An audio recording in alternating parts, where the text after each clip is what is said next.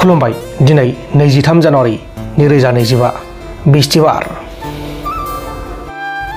त्रिपुरा पुलिसा बांलादेशनिफ्राय आयेननि बेरेखा त्रिपुरायाव थांनाय 6 दाननिफ्राय थाफैनाय दायनिगिरिखौ हमनो हाबाय। पुलिसा लकेलनि मानसिफोरनिफ्राय बे मानसिया जोंनि जायगायाव पिस्तल लानानै आरो माखासे रांनि लेनदेन खालामनानै दंगासिनो दं होननानै खौरां मोनो आरो बिनि उनाव पुलिसा नायबिजिरनानै आगरतलानिफ्राय एरेस्ट खालामदों आरो बिनिफ्राय गंसे 9mm पिस्तल 25,000 बांलादेश हादोरनि रां आरो लोगोसे 2 लाख भारतनि रांबो बोखांनो हादों। हमजानाय दायनिगिरि बांलादेशीनि मुङा जाबाय सामाज पिरिय सागमा। दा बेखौ एरेस्ट खालामबाय आरो दा बे जाथायनि सायाव नायबिजिरनाया सोलिगासिनो दङ। बेबायदिनो मेघालया, त्रिपुरा, आसाम, सा सानजा भारतनि गुबुन गुबुन जायगाफोराव आयेननि बेरेखा बांलादेशी हाबफैनायफोरा बांगासिनो दङ।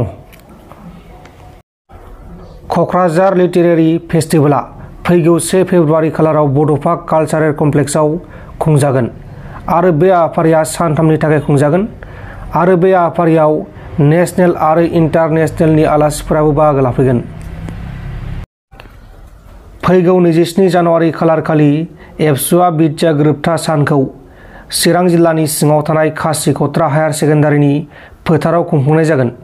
दिपेन बर'आ बुंनाय बायदिब्ला गोरोबथा खालामनाया जेसेबां गोब्राब बेबायदिनो गोरोबथानि दफाखौ मावफुंनाया गोब्राब होननानै बुंदों। लोगोसे बिथाङा बिटिया गोरोबथा सानखौ फालिनायनि सिगांनो बिटिया गोरोबथानि दफाखौ मावफुंनांगौ आरो एक्स एनडिबिफोरखौ जोबथेसालियाव थानाय एक्स एनडिबिफोरखौ उदां खालामनांगौ होननानै दाबि खालामदों। बर' थुनलाइ आफाद, एक्स एनडिबि वेलफेयार एस'सिएशन आरो बेयाव जोंनि इउबिपिअ, हारिमु आफाद, प्राइमारि टिचार एस'सिएशन जेसेबां जिखिनि आफादफोर दङ बर'नि मोनसेबो आफादा जाहाथे बाद थालाङा। आइजो अनसाय आफादानो जा, इभेन जोङो एक्स बिएलटि वेलफेयार एस'सिएशनखौबो कअपारेटिभ ससाइटिखौबो जोङो हांख्रायनो थाखाय थांखि लादों। दा बे बाहागो लानायनि गेजेरजों जोंनि गेजेराव जिखिनि दासिम गोरोबथानि दफाफोरा मावफुंजाबाय आरो माखासे मावफुंनो थाखाय आद्रा दंबावो, बे गासैबोनि सायाव जोङो बे सानखालि गुवारै आरो गोथौयै सावरायगोन।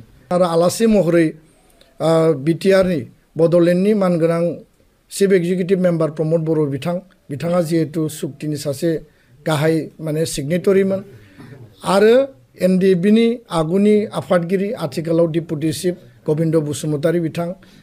बे हाबाफारियावनो जोङो आसामनि मानगोनां केबिनेट मन्त्रि उरखाव गोरा ब्रह्म आरो राज्य सभानि एमपि रोनगोरा नार्जारी बिथां, लकसभानि एमपि जयन्त बसुमतारी बिथां, लोगोसेयैनो आगुनि एनडिबि आरडिनि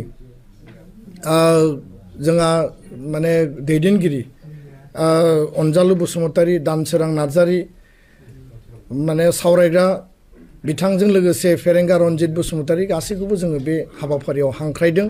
जाय सरकारा जि कमिटमेन्ट जोंनो होदोंमोन आरो बे कमिटमेन्ट मथे बिथांमोना आद्रा खामानिखौ मावनानै दोनबाय, आद्राखौ बिथांमोना दाबो मावफुंनो थाखाय दंबावो।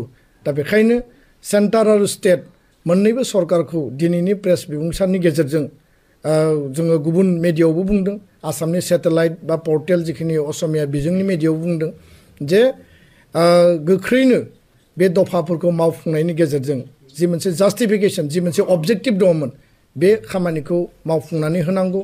आरो बे सेगावनो दुलाराय बर' फरायसा आफादा दिनैनि प्रेस मिटनि गेजेरजों आसाम सरकार, भारत सरकारखौ जों खावलायदों जे 5 बोसोर एकर्डनि बे समाव आरो जायफोरा 13, 14, 15 बोसोरसिम दिनै 16 बोसोरसिम जेलाव दङ, एनआइएनि कर्टआव, सिबिआइनि कर्टआव बिथांमोनखौ गोख्रैनो जेलनिफ्राय दिहुननानै हरनायनि खामानिखौ मावनांगौ। आरो जेलाव जे 66 जायफोरो सेन्ट्रेल जेलाव दिनैसिमबो दङ, सान्तिनि आधाराव आरो हिंसामुक्त जि समाज आरो भाइलेन्स फ्रि जि बड'लेण्ड रिजन जों गायसनबाय, आसामाव जों जे सान्तिनि बाताबरन बा परिबेसखौ जों लाबोबाय आरो बे जोंनि बर' एकर्डखौ नायनानैनो दिनै आदिबासि सावताल बा डिमासा कार्बि बा आलफा, एनएलएफटि, एटिटिएफ गुबुन गुबुन जिखिनि हारि माहारिनि आर्म स्ट्रागलिं अर्गेनाइजेशनफोर दंमोन दिनै जिहेतु एकर्डआव फैबाय। ससियेल मिडिया फेसबुकनि गेजेराव माखासे बर' आइजोफोरा आरो माखासे बर' सिख्लाफोरा आब्रुथि गैयै दख'ना बोखो बोखो मोसानाय, गस्ला खान्दा खान्दा गानना मोसानाय बेबायदि माखासे नुथाया बांबोगासिनो दङ। बेबायदिनो ससियेल मिडिया फेसबुक पेजनि गेजेराव आब्रुथि गैयै दख'ना बोखो बोखो मोसानानै रिल्स बानायग्रा कनजिता बर'आ गामिनि रायजोफोरजों लोगोसे एबसुजों हमजानायनि उनाव निमाहा बिबाय। बेजों लोगोसे आरोबाव गोबां बर' आइजोफोर दंबावो। दा बिसोरखौ रायजोफोरा मा खालामगोन बेखौ उनावसो मिथिसिगोन। कनजिता बर' आं बेदलांमारि अदलागुरि गामिनि पस्ट बदियागुरि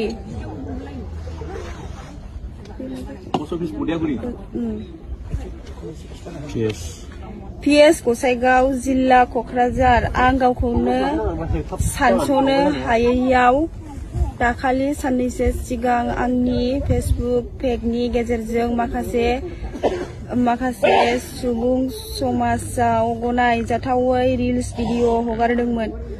बिनि सायावनो आं दिनै उनफिन सानफिन साननानै बर' हारि आरो बर' समाजनि गेजेराव आंनि गाज्रियै भाइरेल भिडिअ हगारनायनि सायाव खर' गंग्रायै निमाहा बिनाय जाबाय। आं दिनै बयनिबो गेजेराव खोथा होयोदि दिनैनिफ्राय आं रिल्स भिडिअ बानायनायखौ बन्द' खालामनाय जाबाय। इयुनाव आं जुदि रिल्स बानायबावो अब्ला आंनि सायाव साफ्रोमबो बर' रायजो राजा आरो आफादफोरा नांगौ बादियै साजा होनो हागोन। दिनैनि रादाबफोरा बेखिनियानोमोन। जुदि भिडिअखौ नायनानै मोजां मोनदों भिडिअखौ लाइक खालाम, चेनेलाव गोदान भिडिअ मा चेनेलखौ साबस्क्राइब खालाम। गोजोन्थों एसेनोसै। जय बर' आर्मि।